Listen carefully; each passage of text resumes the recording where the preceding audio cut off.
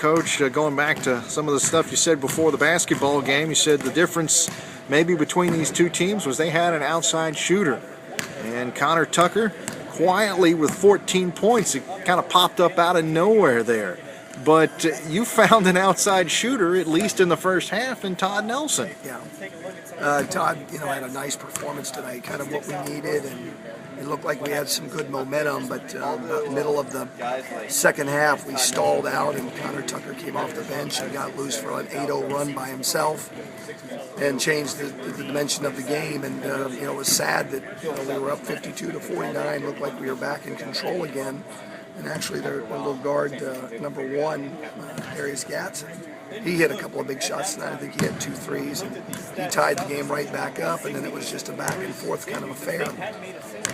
It was a real shame because we followed the game plan well, we defended well. It was a game where the score was where we wanted it to be, and I just feel bad because I think our guys had their heads and their hearts in the right place, but we just have not got a lot of confidence down the stretch to win games right now, and it's another close game that gets away from you, and two teams that were struggling for confidence, and I guess they just came up just enough. They had 3 double-digit scores, we had 3 double-digit scores. That was fairly close, obviously a 2-point affair, but we just with the possession before that, we forced a tough shot and had the rebound. It appeared as if we had the rebound in 2 of our players' hands, and the ball slips away and they get the ball back, and ultimately they go up by 1.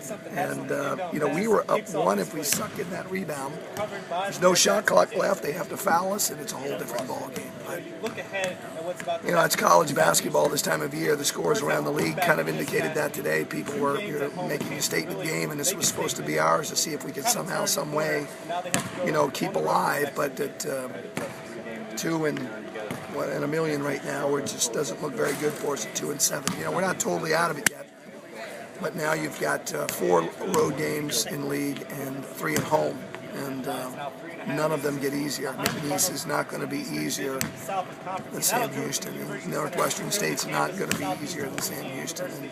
And Texas State will not be easier than Sam Houston. None of them are going to be easy for us. And so we just got to keep developing this team and hope that we can find a few wins somewhere and not totally collapsing on ourselves. It would take one good spark, and all of a sudden maybe we can get back in it.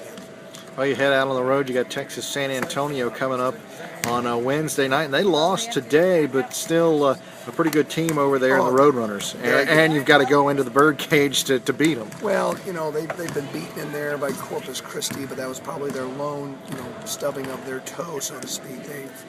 I watched them play against the San Houston team, and they kind of ran them out of the building and ended up winning by 10 and got them by 17 to 20 points and shot the ball beautifully. Melvin Johnson's a great shooter, and they've got a couple of really good guards, and they've got a couple of big kids with skill, and they're going to be a tough out.